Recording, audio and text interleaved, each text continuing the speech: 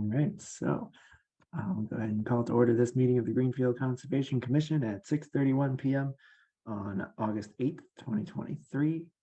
All commission members are currently present, as you can see. Also note that this meeting is being held virtually, and if any technical interruption occurs and the meeting suddenly ends, it will not be resumed, and all items will be automatically continued to the next scheduled meeting date. If you're in the meeting, you just heard that this meeting is being recorded by the Conservation Commission. And if anyone else is recording the meeting, you're required to let me know.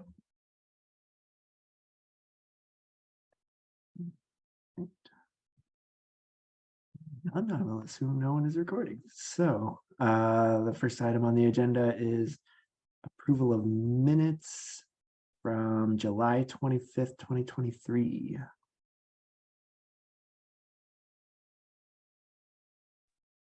I'll motion to approve the meeting minutes from what's July 25?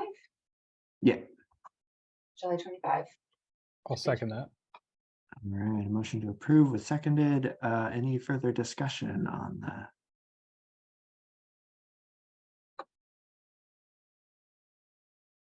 Oh, we just lost Erica. Uh-oh.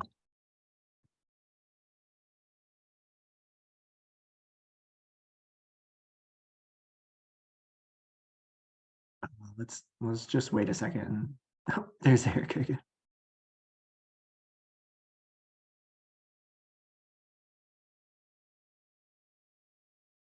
All right, Erica, it looks like you're connected to audio.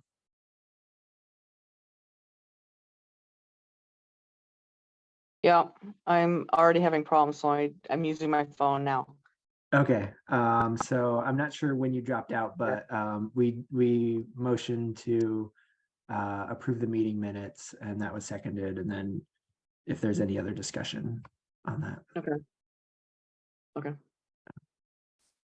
Hearing any other discussions, so we'll do a roll call vote as required. So on the motion to approve the minutes from July 25th, Fletcher. Aye. Kristen. Aye. Erica.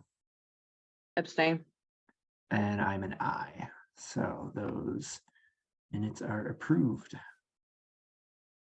Now the one public hearing we have on the agenda is for the notice of intent bank stabilization at Green River Swimming Area, map 27 lot 18, DEP file number 168356, continued from July 25th, 2023.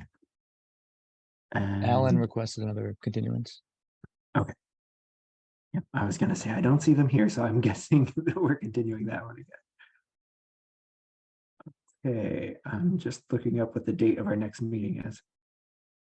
So our next meeting is August 22nd.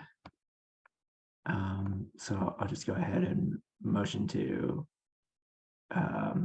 continue that public hearing to August 22nd, 2023 at our 6:30 p.m. meeting.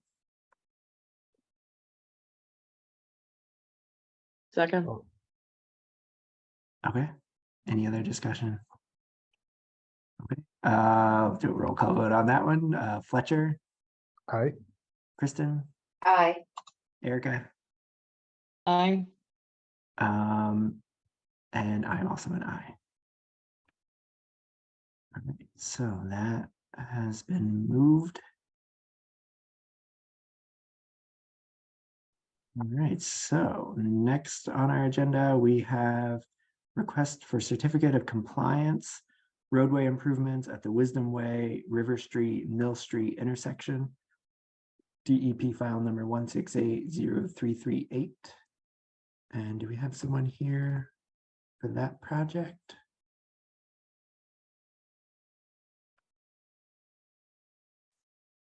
Not sure if they necessarily have to be here for certificate of compliance.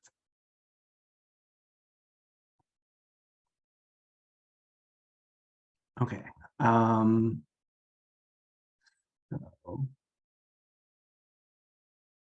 I don't know, Mitch, do you want to share like the site visit photos?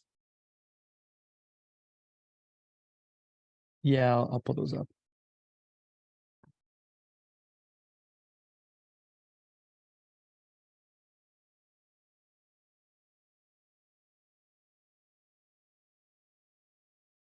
Should we start there or with their request? Oh, well, I guess we could start with the Okay. letter and the request.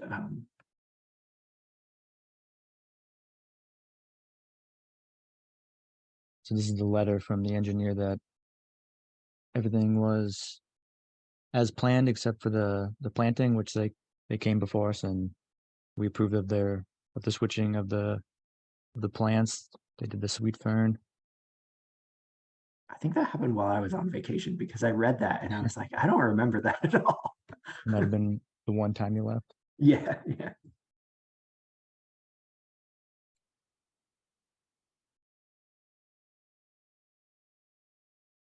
And these are kind of the as-built plans. Mhm.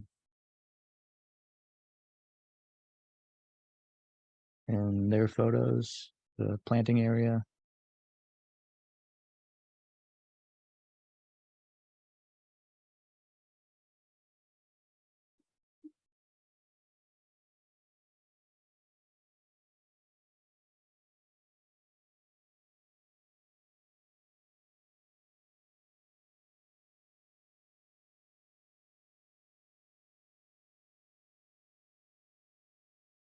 And if I recall, on the form, this was a project that required a letter from an engineer stating that it had been, which we do have. But I believe on the form up above, it did have that checked Right. as, Yeah, I think this has all yes. the post-construction that was required. Yeah. The photographs and as-built. So we have an as-built, do we have an affidavit? I think that's what the beginning of the letter is. Yeah, project engineer.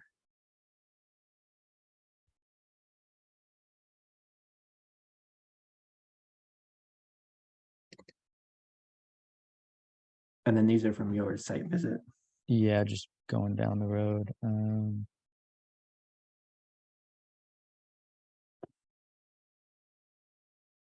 I looked at these photos and I thought that bike trail looks so nice, but unfortunately I won't be able to rollerblade on them because it's way too steep for that. That'd be very dangerous. This is just looking down the slope where there were some erosion controls. Mm. And some of the plantings. Do we need an affidavit? I'm not seeing it in their RCOC. I see that as-built. I don't think it's mentioned in the order.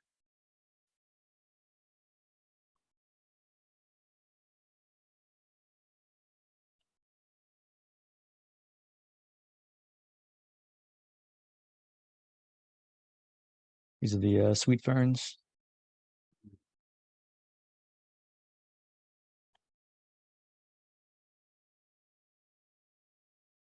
And the catch basin.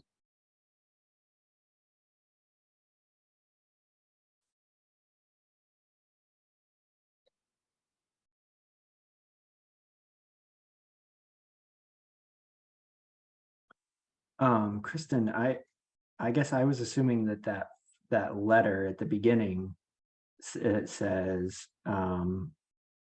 that the work completed within the areas jurisdictional of the commission is in substantial compliance with the order with the following deviation, which they described. And then it's signed by the project engineer. So I thought that counted for that. I think you're right. I mean, it's, vague, like.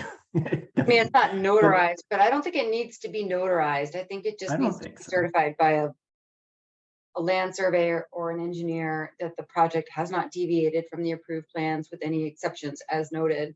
Yeah, You just said. yeah. I guess one other thing we should look at was the original order of conditions for the continuing conditions.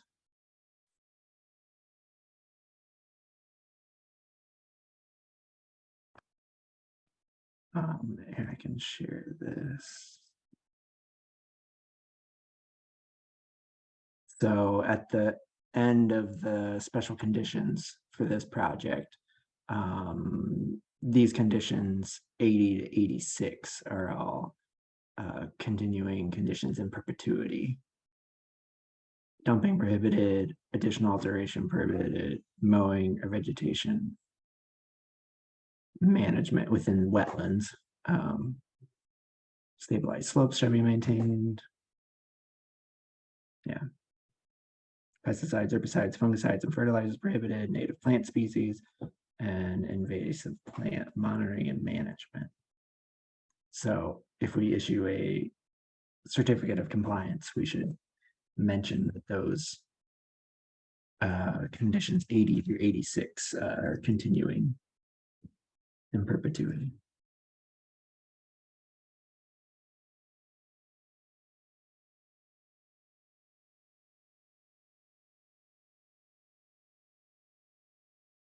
Seems like in particular 84 and 86 might be good to focus on. Mitch, when you did the site walk, you were able to confirm that all of the other special conditions were adhered to?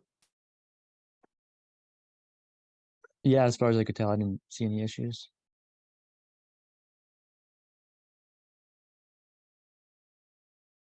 My only recommendation would be to be more specific with the native species and maybe reference that Dalcolina citation, the Massachusetts County checklist. And then if we wanted to get more specific on pesticides, herbicides, fungicides, and fertilizers, we could, I don't even know if the applicant really wants us to. They haven't indicated it, so never mind. Yeah, and I don't know how much we can change the conditions that are already approved that are just going to continue in perpetuity.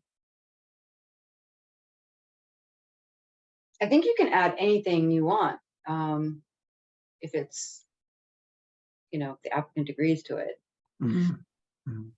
pending it's not completely off the wall and out of left field.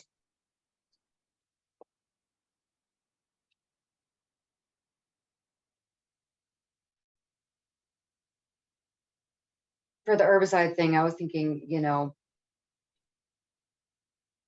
making it more lenient, such as, come before us with prior notification and a report summarizing use. But if they haven't indicated that that's even something that they care about, it's not worth it, in my opinion, to get down that rabbit hole.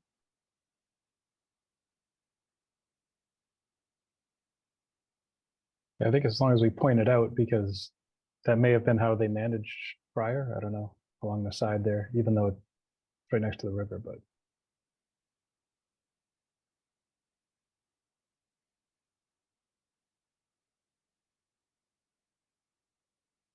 Yeah, my suggestion was just thinking to make it easier for them going forward, so they wouldn't have to file a whole new application if they wanted to use chemical applications.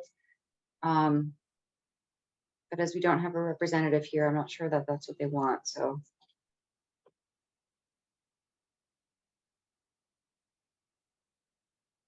Maybe it's fine to just leave it as is.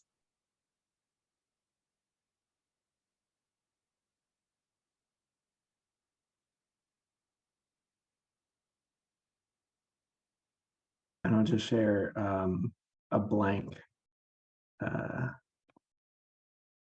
certificate of compliance form here, just to show that I guess we would need to say whether it's a complete certification, partial, invalid order conditions, ongoing, whether they're ongoing conditions,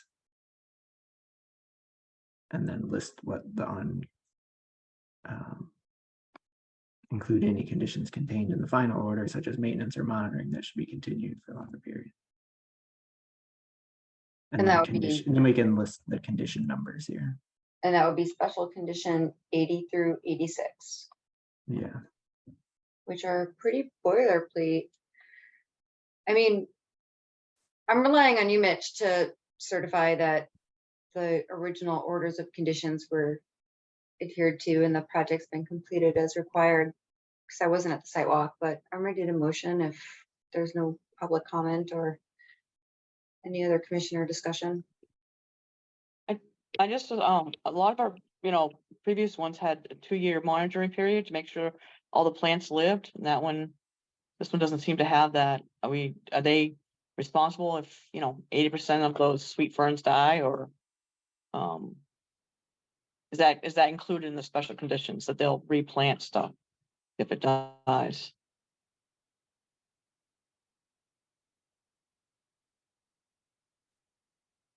I'm gonna go back to the order of conditions again. I mean, 'Cause that that was- usually that's like a condition for like a wetland. If they have to do plantings like in a wetland. Oh, But yeah, But that's riverfront area, correct? So it is a jurisdictional resource area.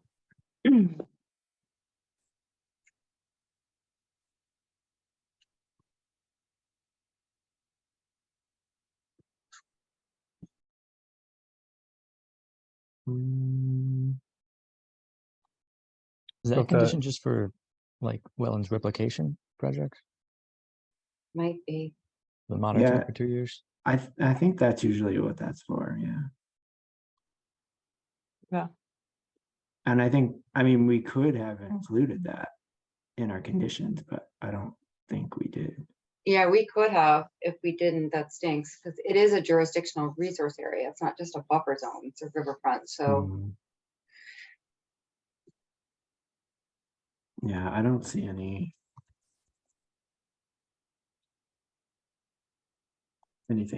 in the conditions about that.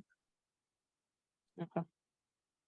It seemed like we spent a lot of time discussing what to plant there, and then if it ends up all dying.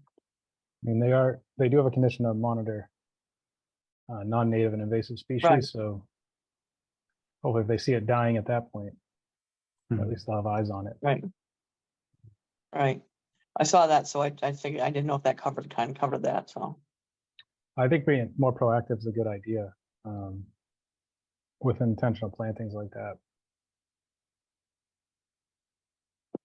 But especially without a rep here, Mhm. I don't know.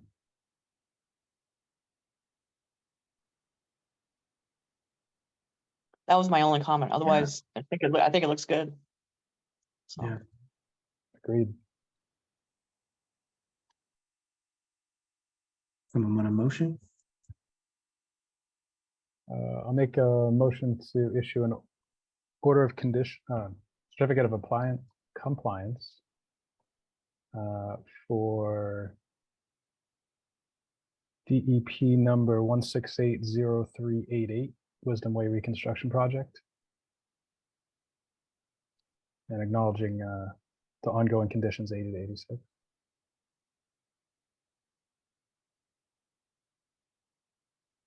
Just a quick clarification for the notes that the file number is 0338 instead of 0388.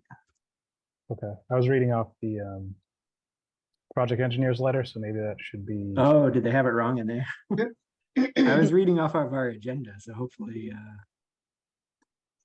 0338 is also our Google Drive file number, Yeah. so that sounds likely. the but threes and the eights look similar. So. All right, so we have a motion. Is there a second?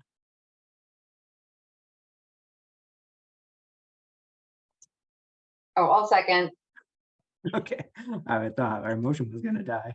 All right, so discussion on that. I guess just to clarify that we also need to list those 80, what was it, 80 through 86 as continuing conditions. If we're able to be more specific with the condition associated with native species, I wouldn't mind referencing the Dalcolina citation, just because that is a county checklist. Just leaving it to native species, it's sort of up to interpretation. Mhm. I don't think that's a huge stretch, but up to the commission to make collective decision on that. That's my opinion.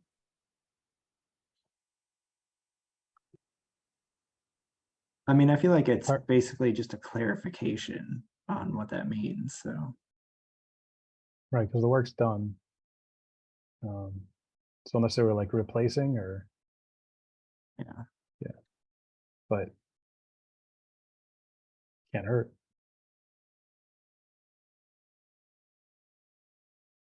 any objections to adding a clarification for using the county checklist? Well, as long as we include it as a link or attachment in the follow-up, the certificate of compliance, I think that's fine. I think we can do that.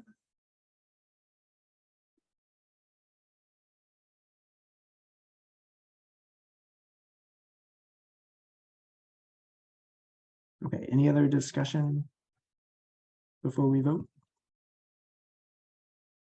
Okay, so voting to issue a certificate of compliance for DEP file number 1680338. Fletcher, Aye. Kristen, Aye. Erica. Aye. All right, and I am also an aye, so that motion passes unanimously. Okay. So next on the agenda, we have the Nature Conservancy Stream Bank Reforestation Project. I know Mitch sent us something about this, and then I'm guessing we have one or two people here to talk about that as well. Yes, sure enough, I'm happy to jump in. My name's not Adriana Hughes, but Chris Politan with Land Stewardship. Adriana's also here. I had to borrow her computer because my webcam isn't working.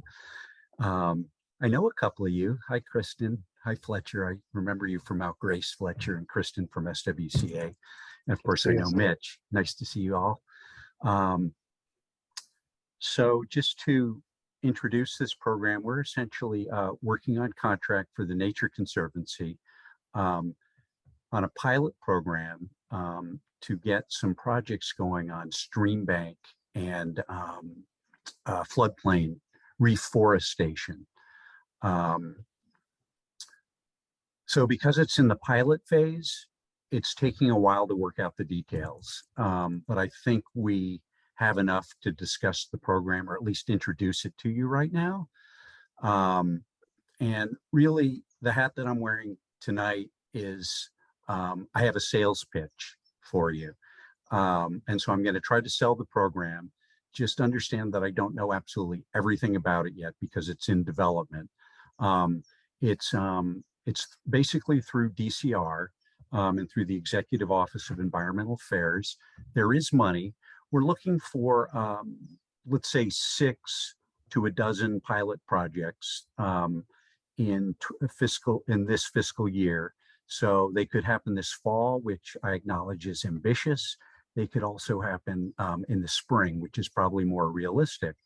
So we are contacting conservation commissions and landowners to discuss this program. And also to say that the landscapes that we're looking at are high priority landscapes. So the 2 that we have for your consideration are in Greenfield, of course, and they have ranked through this program that the Nature Conservancy in all of their wisdom has come up with, and it's a national program. And I'm going to be a little naive because I haven't crunched the data set myself, but Jess Applin with our company has done so. But suffice to say, and I can get you more information on the parameters, but the reason your properties qualify is because they're right by a stream bank where there's a buffer and it's devoid for the most part of vegetation except for grasses. And the program thinks that trees might be a nice option. The program will cover the full expense of the restoration, of the reforestation, and the maintenance. So at this point, we're just looking to gauge your interest. And of course, you're going to have a million questions, and maybe we will, I'll jot down a few of those questions and then come back to you. I don't want to put the pressure on and say that I expect you to sign on the dotted line. But I just wanted to have a conversation, see if this might be of interest. Adriana's going to introduce the two properties in Greenfield, and we can just kind of go from there. If it's not an imposition of your time, and it may be, you just tell me so. I have prepared about a 10-minute PowerPoint that would just run you through in a very, clunky sort of way, a site in Coleraine where we've done this work. My company's done this work. It isn't related to the state program. Some of you are probably already familiar with, reforestation and putting trees in the ground along riverbanks. So it is really quite simple, but I could run through 10 slides if that would be useful, but somebody would have to turn over permission so that I could share that. But let me just ask the commission if they would like to take 10 minutes to see a brief presentation, or if maybe you'd like to do that another time. It's up to you. I think it sounds good to me. Does anyone have any objections to that? All right, no objections. So I think you should have permission to share already, to share your screen. And I will say, this is probably a good night to do it because we don't have a lot of business. So Yeah. Oh, Yeah, good. Okay. some nights you wouldn't be on until much later. Oh, good. It looks like I won't be too clumsy. I think I found the bright button. Okay, let's see. Is that showing up? Yeah, it looks good for me. Yep. Adriana, will you take over for the next couple of slides? Sure. So I'm Adriana. I'm a project manager at Land Stewardship Inc. So I'll tell you a little bit about the properties we're looking at. So the first one that went through this system that Chris talked about from the TNC data is on Coleraine Street. And it's some of the things that are involved with this is just looking at an area that doesn't have as many trees, and it looks at soil quality and a bunch of other different things, and also it being municipal property. Do you want to scroll to the next one, Chris? Sure. If you don't mind, I'll just say one other thing. As I think you all know, I think this is Davenport Trucking over here. And furthermore, I think this has been a property that you've considered for maybe a pollinator planting, as I was doing some sleuthing or talking to Mitch. So this one may be very familiar, and it may be spoken for, or there might be a compatible use. I mean, it's not to say that trees, pollinators, I think we can all get along on some level. So no, that's all I have to say, Adriana. Shall I forward it? Yes, please. Yeah. I was just gonna say we can save our comments to the end, but I think we have a lot more like that we could share about the project, about this property in particular. Yeah, other people have eyes on it and for a similar use, so that's nice. Good. Well, maybe the state could pay for it or part of it. We'll see. Okay, let's see. I'm having a little. Oh, there we go. There we go. So we had also had another property on Petty's Plan Road, which checked all of the boxes for high priority restoration areas. But as we looked at it closer, we realized that it was actually a ball field. So like through the system, it looked like it was a high priority, but it's obviously not a perfect system. So Jess Applin went and looked in more for some other high priority restoration opportunities, and came up with this property at the Franklin House of Corrections. Do you have anything you want to say about this one, Chris? Yeah, just to say that I'm sure as conservation commissioners, you're thinking, how do we get involved with this one? And just to say that if we come up, or if you come up, have some suggestions for other properties, I think we would be certainly excited to explore those with you. But of course, we have to get started somewhere. And really, we're looking at a model that obviously it's close. It has to do with agricultural soils. So we're not looking to reforest prime soils, for example. It needs to be within proximity to to a river, a stream. And then interestingly, it's also ranks more highly if it's in a environmental justice region, for example. So there are other parameters that I just wanted to mention, and I can get you more information on that. But maybe what we'd ask of you, if this one, for example, at the sheriff's, parcel here turned out to be a desirable project, if the Conservation Commission supported such an endeavor, maybe we could team up or have your support to make the introductions, because frankly, I wouldn't know, who to contact. So I think it's important. I mean, I'm on a Conservation Commission. You guys are usually the first ones I go to in a town to really understand who the players are, because otherwise I'm not going to be able to make contacts with the people, So this is the other reason for having the conversation, is just to be proactive. And if you have other properties that ring bells, let us know about it. Okay, shall I go into a brief presentation then? Is that okay, Adriana? Okay, great. That sounds great. Okay, so I'm just going to present a fun project that we've worked on. Nothing, huge, but maybe several hundred trees. Oh, it's taking off without me.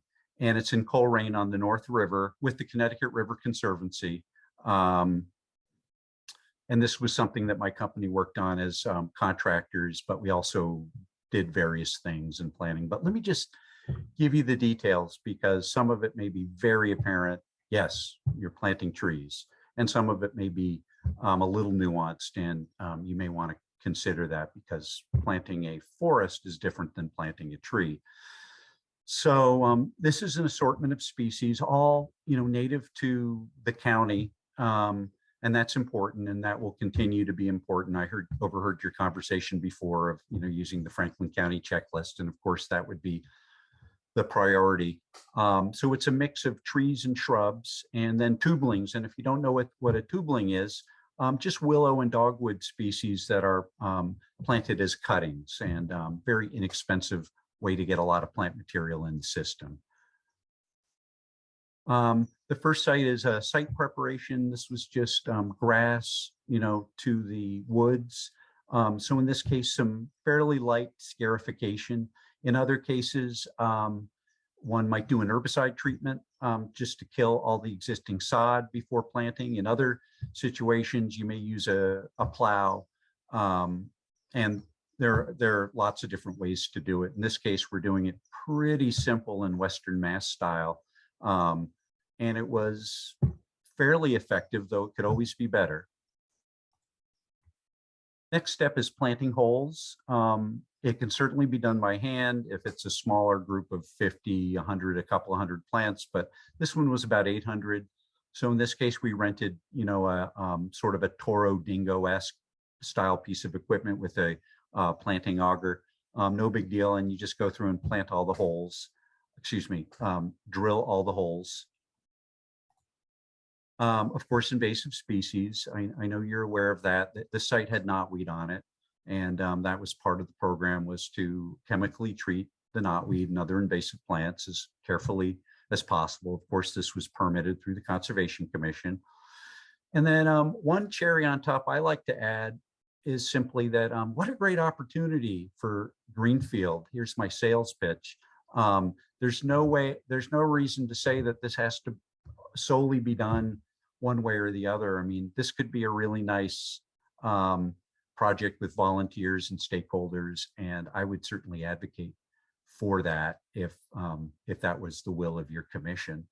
And many of these projects lend themselves really well to that, and you can get a lot of good brownie points, feel good points as perhaps a Conservation Commission getting into the community and not just telling people no.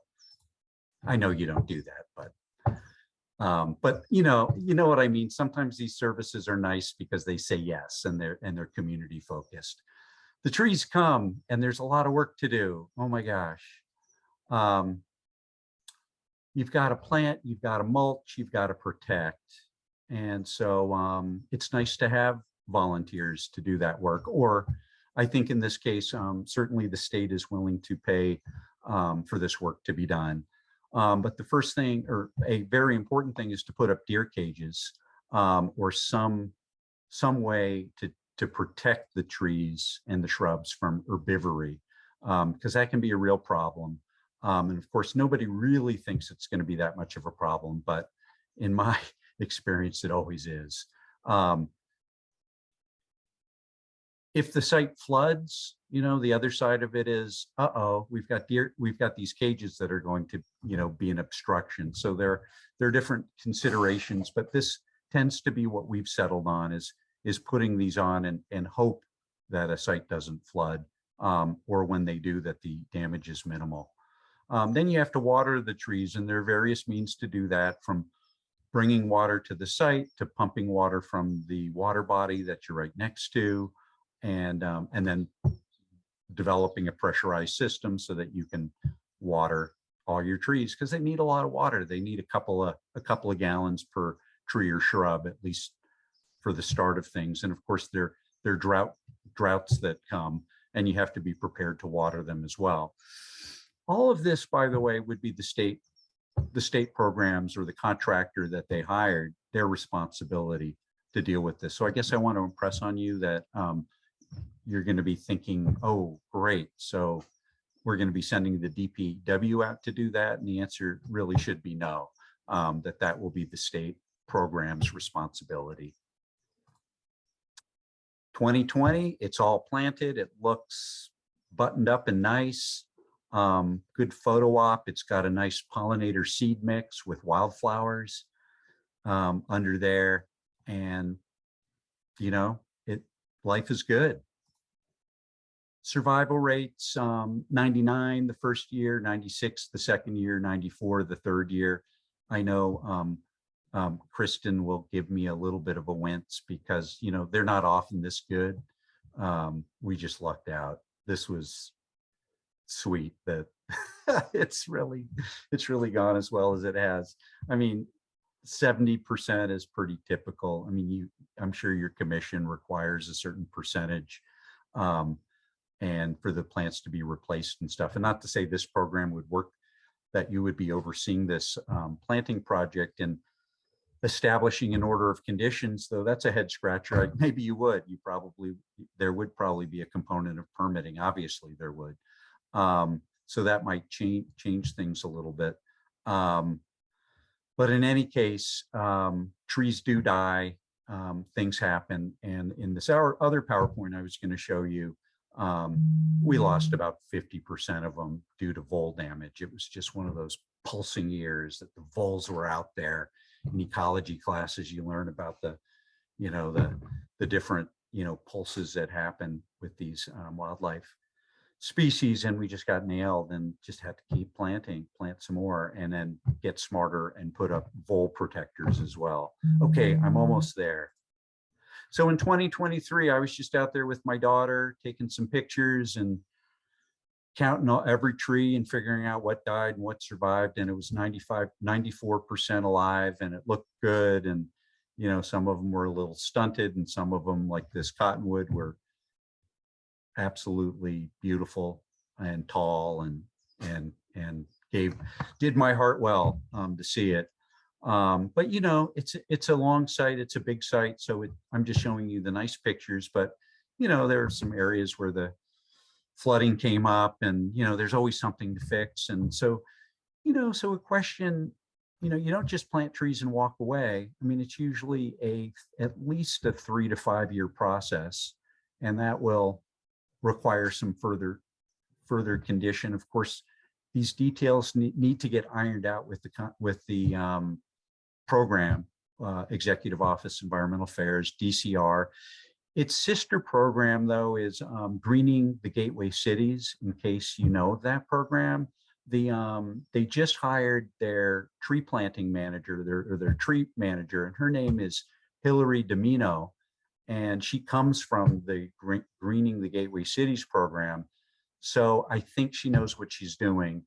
So I'm really encouraged. And just so you know who Our contact is, in case any of you know, Laura Marks with the Nature Conservancy.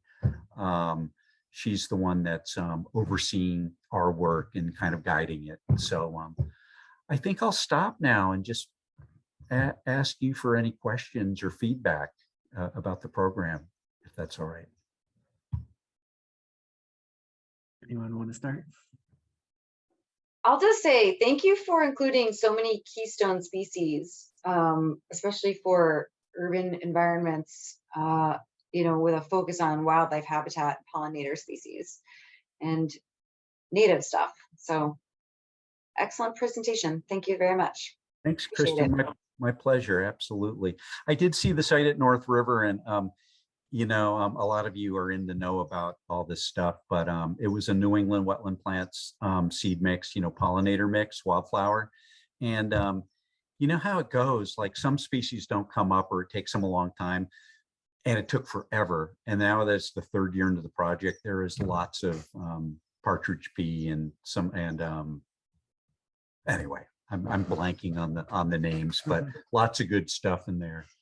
So I'm inspired enough to sell it. I mean, I think you could basically get a plan with a certain number of species and a seed mix and really take it on the road, or that's what I'm hoping we can do.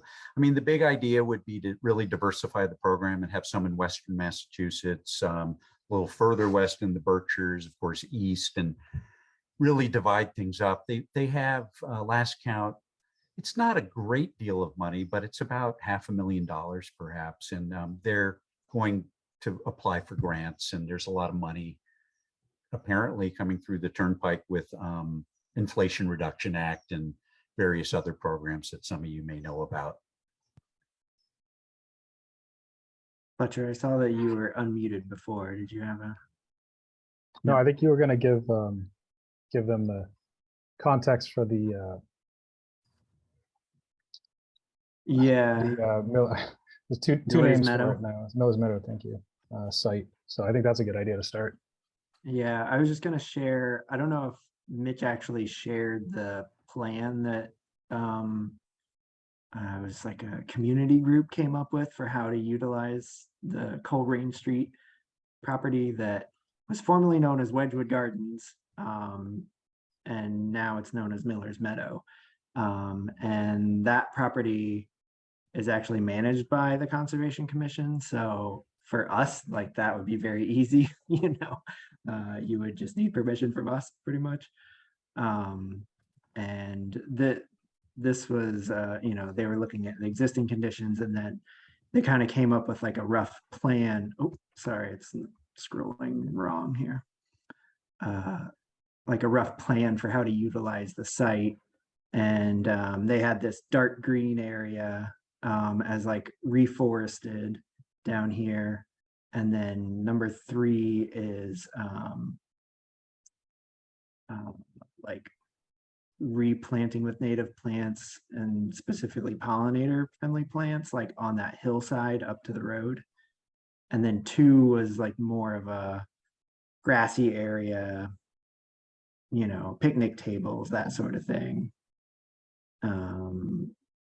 And then 1, I think, would be more just for like a small parking area at the beginning. So this wasn't like I don't know, it's not like a formalized plan or anything, but just some ideas that have already been going around in the community about how to use this site. And this site, if you're not aware, it was purchased by the city through like the FEMA floodplain buyout program because it had flooded, and there used to be a mobile home community there, and it flooded, and then that's when the FEMA floodplain buyout thing happened. So we can only do anything with the site that you're allowed to do, through the conditions of that buyout. And one of them is definitely reforestation, and passive recreation and things that don't require permanent structures in the ground. So I mean, to me, it all sounds great. There's already a community buy-in on that one. Yeah, And maybe, you know, the area that's already conceptually planned, the 7 and the 4, you know, maybe this could be a component of it. I mean, that would take your plan, and then the state program could come in, and perhaps they don't have to be involved with area 2 and 1, and it could be phased or done in a more complex way. And I would assume that that flood was Irene. Is that the It was case? the Mother's Day floods, right? Before Irene? I think it was It it was before. before I moved here, so I don't know. Erica, do you remember? I can tell you what year. Not exact. I'm pretty sure it wasn't Irene. It was something, yeah, it was something before that. I feel like it was the Mother's Day floods. The deed is from 2007 when the buyout actually went through. Got it. So it would have been a year or two before that. Okay. Well, that sounds like there could be some potential there that Yeah. we should keep discussing.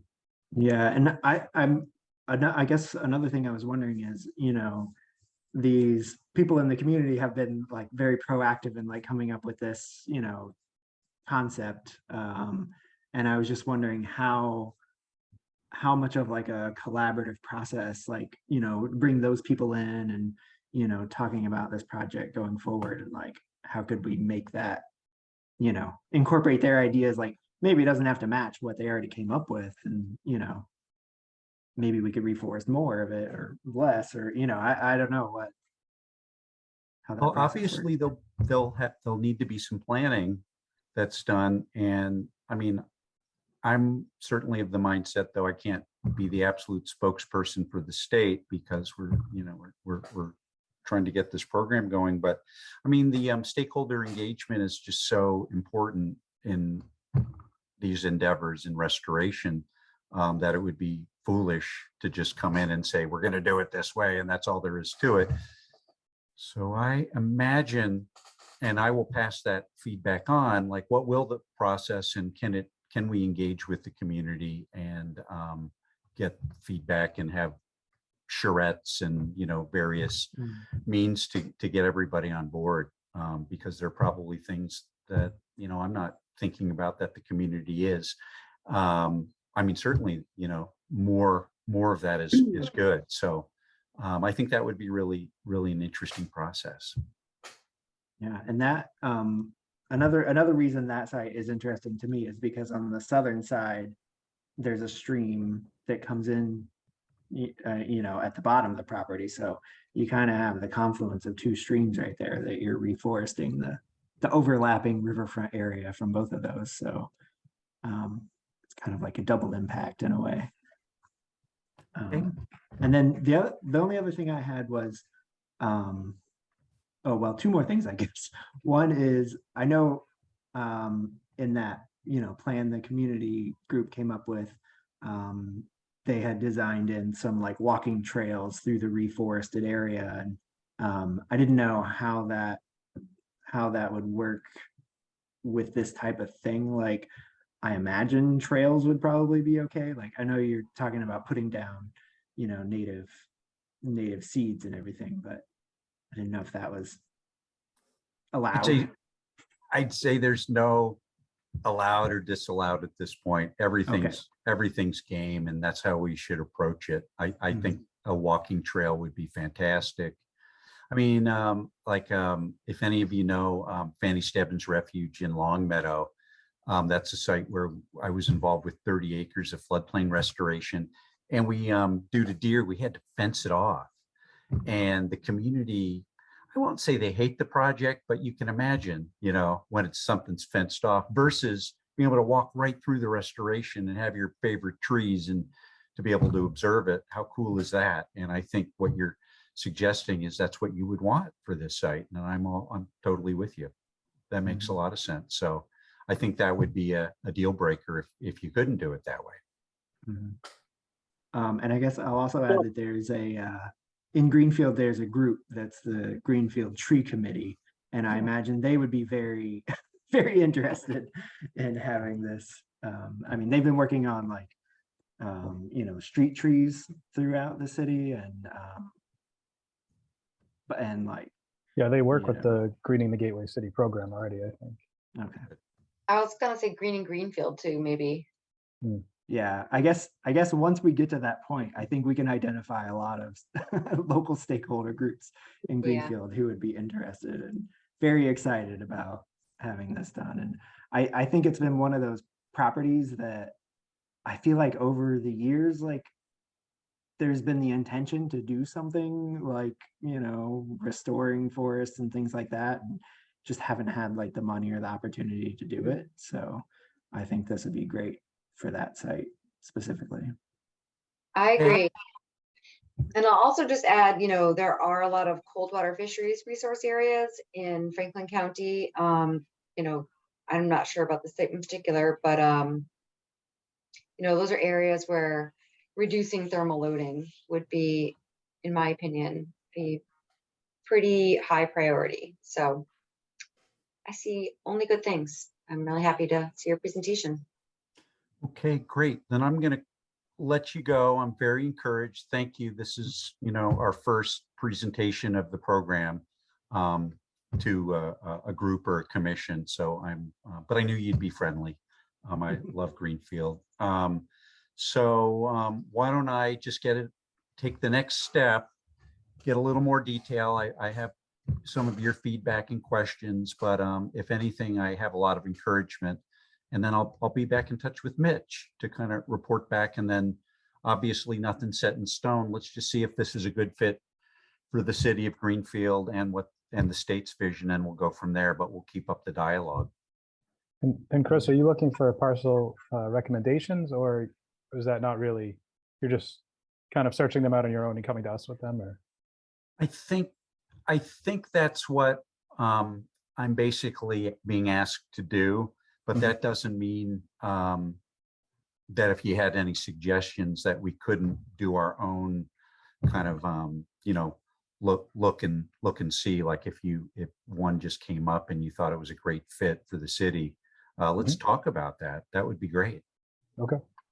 Because essentially, I mean, this is, as Adriana said, this is a pretty bland data set, and you have to really look carefully if it meets all the parameters, and then all of a sudden it's a park or ball fields, and so that's how far it gets you. But I think an awful lot of this work, you have, as you know from your land trust work, it has to be the right site, and the will of people has to be there. So so I'm feeling that for Miller's Meadow, that's making a lot of sense. Definitely. I'll just add one thing real quick. The data set that Jess is looking at is the statewide data set. So I know there are things popping up for her that are, kind of screaming high priority, but it's a tedious process of looking through all these towns. So there's absolutely things that, could be getting missed. So if there is something that, is a high priority to you or should be a high priority, definitely bring them up, because we could be missing them. Got it. And so you're gonna at some point send us more specific criteria or like the request for proposal type document, or? I'm shooting for is to define the program, have the state and TNC and us define the program better and the parameters. And then I think we would probably host a webinar of some sort, or an information session, and have things a little better organized. Like I said, we're looking for 6 to 12 projects for next season or next spring. But I think that we need to define the program better so that we can just discuss it. And then of course there should be some years of funding for this. So even if it's not quite fully baked for the city by this spring, there'll be other opportunities, I trust. Got it. So let us do the heavy lifting, and we'll get back in touch with you when things are a little organized. But thank you for being receptive to the idea. That sounds great. Yeah, thank you. Okay, cool. Talk to you later. Thank you. All right. Have a See good ya. night.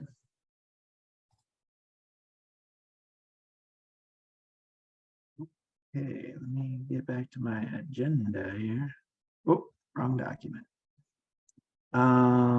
So next on the agenda is emergency certification culvert and driveway repair at 64 Scout Road.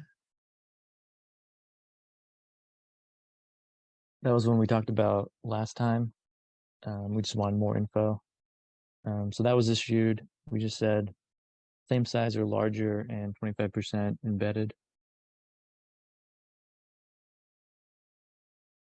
Sounds like they acknowledged that, and I think I read an email that was good with that. Right. Or was that your email? I didn't. That's what we had asked for. Oh, that was our outgoing. Okay.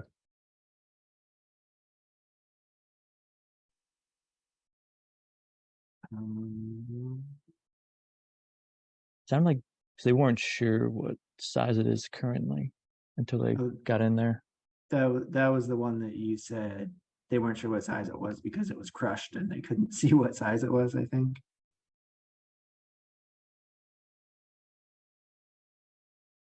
Oh yeah, the email I saw was old, so never mind. So we just need to vote to, what is it, certify, Yeah, Ratify. ratify, that's the word, That's the word. 64 Scout Road.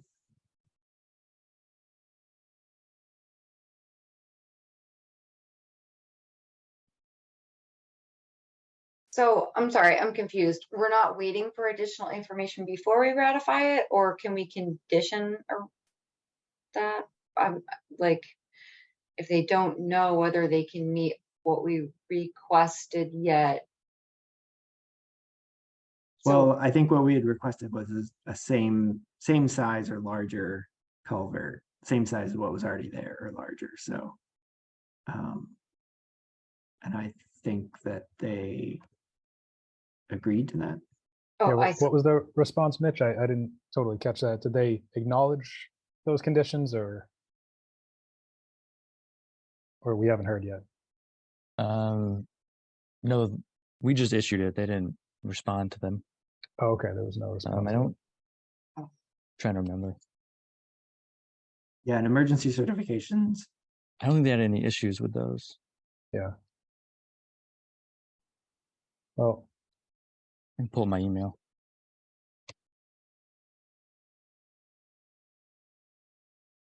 So in the ratification, do we need their acknowledgement or? I don't think so. Okay. No. I mean, technically, we already allowed the work. Yeah, the work might be done by now. Okay. That's the thing with emergency certifications. Mm-hmm. I sent Wait. it to them. They just said thank you. So I assume that works for them. Those conditions. Yeah, some kind of acknowledgement there. Right. I'm sorry. So we didn't ratify this last time, or we did? no, this is one that we did not. We ratified a couple other ones, Right, and then okay. this one we had some questions about, and then Mitch emailed them, and then Oh, that's right. We were saying Mitch emailed me, and then I was like, okay, well, how about we say this size, same size or Right. larger? So that's how it ended up. So then Alright, well, he issued it between Yeah. our last meeting and this meeting. Okay, And so so this is now just we a have to straightforward ratification of an emergency certification that's already Yes. probably happened. Okay. Yeah, it's probably already fixed. Right. I'll make a motion to ratify the emergency certification for 64 Scout Road driveway repair. I'll second that. All right, any other discussion? Okay, let's do a roll call vote on that. Fletcher, Aye. Kristen, Aye. Erica. Aye. All right, I'm also an aye, so that form is ratified. Okay, so Next on our agenda, we have outreach to fill Conservation Commission seat vacancy. And so Mitch heard, I don't remember if Mitch copied everyone on this or just me, but Mitch heard from the mayor's office that no one has applied to be on the Conservation Commission yet. And I have actually been emailing the mayor's office about a vacancy on the CPC. And I said, I basically just asked the mayor if, if it was appropriate for a committee to put out like a press release or like a letter to the editor or something to try to, get someone to apply. And she said she had no problem with it because she's the appointing authority. So I just figured I would ask first. So she doesn't have a problem with that. So I think that might be our best bet at this point. I will say I have reached out to Greenfield. I reached out to a professor who's the contact for the environmental science or environmental studies program at GCC. I didn't hear back, but it's also the summer, so Even a student, I mean. yeah, that's what I said. I was like, even if someone wanted to do it for a year, like, they're gonna get experience and Yeah, it's really good, experience if they're interested at all in wetland science or consulting or regulatory science or anything like that. Yeah. Understand mass regulatory permitting. I don't know. Yeah, and I mentioned that in my email. Go ahead, I Fletcher. wonder, I was gonna say maybe if we haven't already reached out to like the local conservation organizations, the Connecticut River Conservancy, maybe FERCog, FERCog, yeah. Franklin Land Trust. Kestrel, maybe? Are they too far away? I mean, they might. I'm particularly specifically rather thinking of like their employees, but they might know people as well. I don't know if Kestrel employees live up here. They might, so it can't hurt. Yeah, because they'd have to live in Greenfield. That's the hard Right. part. Yeah. But I know those other orgs have, I think, people living in town, so that could be. And are there any like environmental consulting firms or anything that are like based in or around? I know there's one in like Northampton. I can't think of one in Greenfield though. I mean, I Not- work in Amherst, that's not that close. Yeah. So people who, Greenfield is kind of a bedroom community for Amherst and Northampton Yeah. because it's less expensive. So a lot of professionals do live up here. Well, those are all really good thoughts, guys. Yeah. So I guess to start with, if you guys don't mind, I'll reach out to Connecticut River Conservancy, FERCog, and Franklin Land Trust. I'll Yeah. just send an email and Sounds good. And maybe within, another month or so, the schools will be back in session. So maybe, we might get somebody from one of the colleges. yeah. And I might follow up with another professor at GCC too. Thank you, Travis. That's awesome. And I did reach out. Oh, go ahead. I was just gonna say, even UMass, I know it's not down there, but they might have had some students living up here who might be available. Yeah, Yeah. grad or student. interested. Maybe Yeah. like a professor in Holdsworth, or gosh, I graduated so long ago. I'm so old. I bet one of my professors are still there. Oh, you know who would be a good person to contact? I bet he's gone. Scott Jackson might be good.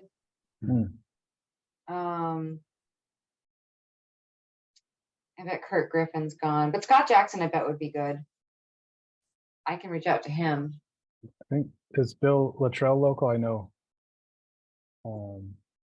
I don't know if he lives in Greenfield, but he may know people around here. Just trying to think of the, the regulars. But, I Well, think, and Village Scott Jack- Road, sorry, go ahead, Erica. I'm sorry, I was just gonna say, didn't he, I think he retired, didn't he? Maybe he's looking for something to do on the side. I feel like I might have tried to recruit him at one point, but Okay. maybe, you never know. He did say he really appreciates our commission, so maybe he's That's looking to awesome. become part of it. What about that other guy, Link Fish, or was that his name? He Lincoln didn't- Fish. Lincoln Oh, Fish, Lincoln. Yeah, he used to be on the commission. I was just gonna say before, Scott Jackson's on the Whately Commission, I think, and he's a professor at UMass, and he's really involved in MACC. So he could put some serious feelers out. He's actually the one who got me my job like 17 years ago at SWCA, 18 years ago. So he might be a good person too. But yeah, what about like Link Fish, or who else are we speaking with about Griswold way back when that were kind of involved? There was another person I thought we were talking to who used to be on the commission, and I forget his name. He's my neighbor actually. This is on Hastings. I can't remember his name though. I feel like it's probably harder to get people who used to be on the Uh, commission to come No, but back. now that we're remote, it's so much easier. Yeah. And they're retired and usually. Yeah.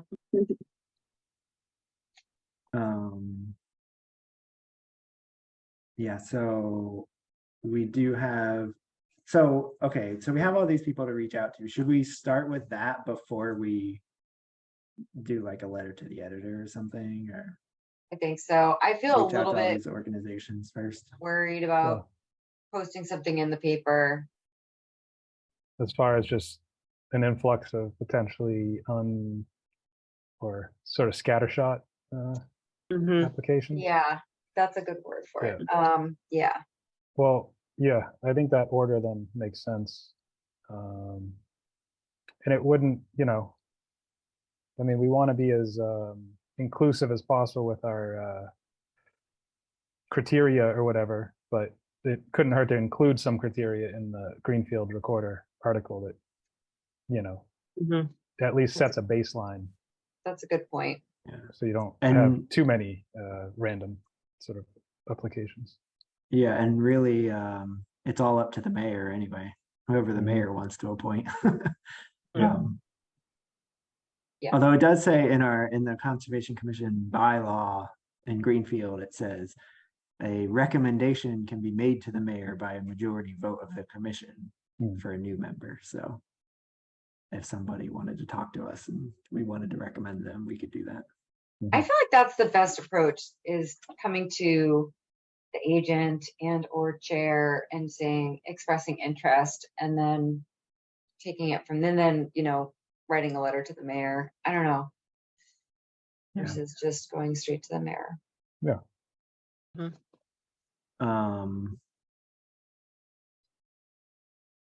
And So on that note, yeah, I hate to say this, but I have about 2 months left with us, and I'll be stepping down. And yeah, it's not my first choice by any means, but I'm going to be doing a GIS degree at Clark coming up in the fall, and I tried to make it work as far as having enough classes that were remote to stick with us for longer, but it just didn't work out schedule wise. I'm in person a lot, so I wish I could transport over there and still live here, but it's just too far away. So I hope to be back to the area, but right now I'll be heading out that way a bit. So, but I know it's not good from a numbers point of view, but you guys are very solid. Kristen, you're up to speed, no doubt, regardless of what you think. So I think, and obviously we have Travis and Erica being long up to speed. So I think that's good, but I'm very interested in helping you guys recruit people ASAP because, obviously with just 3, that's difficult. I mean, it's at the same time, I'll just say we're a volunteer commission, and like, if you have to cancel meetings, you have to cancel meetings, but that's just be nice not to have to do that. So. we could have as many as 7, right? With alternate members. With alternates, yeah. Yeah, you can have alternates, but alternates aren't allowed to vote, even if main members are not here. Oh, I didn't know. that. Alternates can't even vote. There was this whole thing about how, like, in Greenfield at first they added alternates and they thought that alternates could vote, and I don't know, I read all about it in city council meeting notes or something, but They don't really help with quorum, right? it's basically just like a free consultant, basically. Someone Right, to ask they questions. can comment and opine, but not Yeah. vote. So Yeah. we only have 5 voting members and no more. If one of those members is out for whatever reason, there are no backup options. It's just the 5. Right. Yeah. Okay. And does anyone know if is that number just set for all commissions, or is it based on population? I think it's set by like the city code that established the Conservation Commission. Mhm. I think. Yeah, I feel like some towns have, or some cities have more And members. I think Leiden only has 3 on there. I mean, it's a small town. Yeah. so how But much like, what about business like native? Leiden? How many, do they have? I don't know. But it's weird. I was looking at some Natick meetings. I forget why, but they were like 15 minutes long and stuff. I'm like, maybe they just didn't have any business that day or something, but strange. I gotta say, so Sturbridge, for an example, they have a crazy bylaw where everybody who is within 200 feet has to file, and some people who are within 500 feet have to file. So they do a ton of business, but they kick through their meetings. They are so fast and so efficient. It's really impressive. I don't know. It's just, Sounds like it's they have to interesting. be. Yeah, they must have a lot of administrative paperwork, but it's interesting to see how other towns do their business, Yeah. But we're getting quicker, but maybe there's ways to streamline. I mean, we are streamlining, but certain things that we ponder maybe in meeting could be sort of like mentioned and followed up in fuller detail later or something. I don't know. So your last day is September? I'm hoping to make it to October. Okay. That's my goal. Good luck with He hasn't submitted his like official resignation letter yet, so no date set yet. Yep. I miss you guys, but like I said, you're strong. So strong group. Happy for you, sad for us. So I don't know if that changes anyone's mind about whether we should wait on the newspaper thing or not.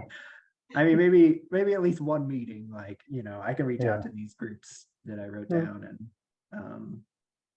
and then maybe. Yeah, the Travis, if you next want to meeting delegate we'll anything talk to about it. me for that outreach for the groups, let me know. I'm happy to get in touch. I know Okay. I can think of 2 people in Greenfield who I know don't have the time at the moment, but might know people. I'll reach out to them again. Yeah, I would say if anyone knows anyone in Greenfield, Right. feel free to reach out to them directly. Yeah. and recruit. I've reached out to people and asked them to recruit other people.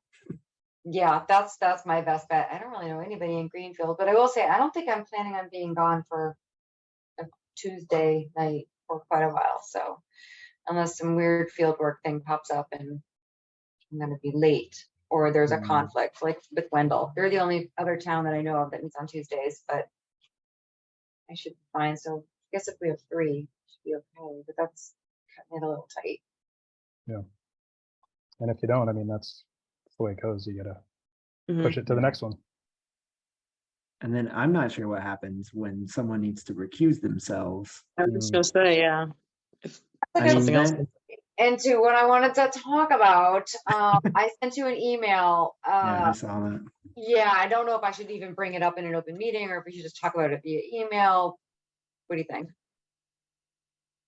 No, I think it's good because help clarify the rules. Okay, so the city of Greenfield's filing that notice of intent for the riverbank restoration on the Green River on Nash's Mill Road, and SWCA has been retained to assist with some of the environmental permitting support. I work for SWCA. The Natural Heritage issued a response for the project because it's in priority and estimated habitat for wood turtles. They wanted a qualified biologist to conduct a rare species habitat assessment, and the logical biologist at my company is me, because I'm experienced with wood turtle ecology, and I wasn't sure if I should be even considered to work on that project at all. I have been recusing myself on the commission from hearing any of that permitting business, but I don't know if I should like just not touch that project altogether. I don't know. So I just wanted to kind of float that by the commission and see, should I not touch that at all? Or would it be cool if I continue to recuse myself from the commission on that business and still work on that project from SWCA? And we don't have to answer that tonight. I just wanted to bring it up.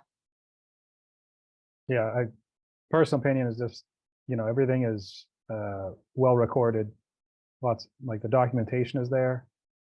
And SWCA is retained, not because you worked there. So I personally don't have an issue or see an issue, but yeah, I don't know. Yeah, that's what I was gonna say. I mean, you're not having any participation in any votes or anything, so yeah, I don't see any reason why. It's already considered that you're working for them, so I don't see any difference if you take on the wood turtle thing, so. Yeah, the only thing I'm not sure about is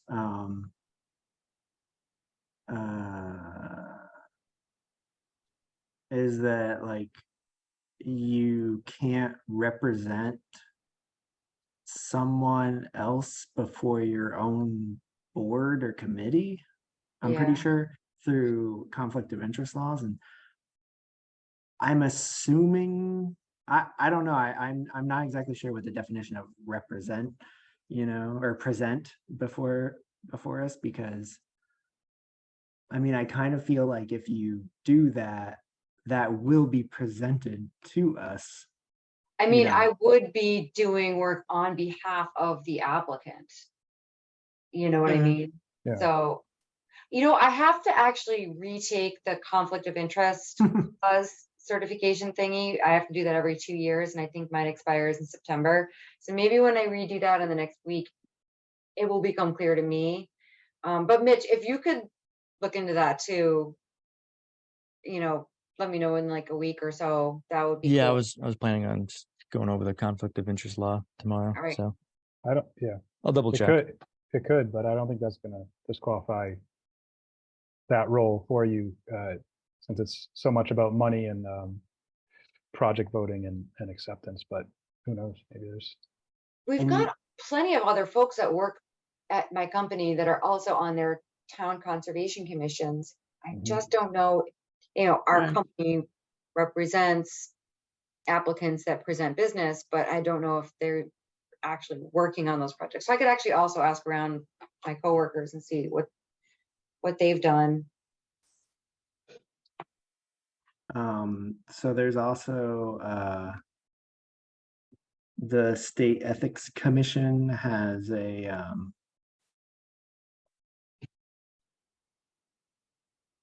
they have a phone number. You may call the commission at 617-371-9500 to request confidential advice from the attorney of the day. The attorney will call you back within 1 to 2 business days. So you could always just call, and I mean, that's why they're there, to like clarify, What's the number again? 617-371-9500. Thank you. Is that the same contact for the Office of Open Meeting Law or whatever they're called? Because that might be another good one to ask. I don't know. This says request confidential advice from an attorney about how the conflict of interest law applies to you. That sounds pretty directly relevant to my question. So Yeah, and I found that from I found that from a page that was like question and answers about conflict of interest, and that's where I read the thing again about like presenting before your own, like you can represent yourself before your own board, like if you had to do a building permit on your own house, but I don't think you can represent someone else, so. Yeah, like I could not represent an applicant on behalf of SWCA to the commission on which I am a member. Yeah, and that's where I'm not sure if doing that study that they Yeah. would then be presenting to us counts Right. as, Right, if a coworker presented my data, if that's, Yeah. I mean, it's for heritage, but it's part of estimated habitat, which is jurisdictional under the Wetlands Protection Act, so therefore, yeah, I don't know. I've never been in this position before, and we just lost a couple staff at my company where I work, so we're really kind of low on qualified herpetologists, so everyone's like, Kristen, why can't you work on this? I'm like, I don't know, so I'll dig into it some more too. it says they should call you back within 1 to 2 business days, so hopefully, and if you ask for written advice, it takes 30 days, so Okay, I'd say the phone call is the better way to do it. thanks, Travis. Mhm.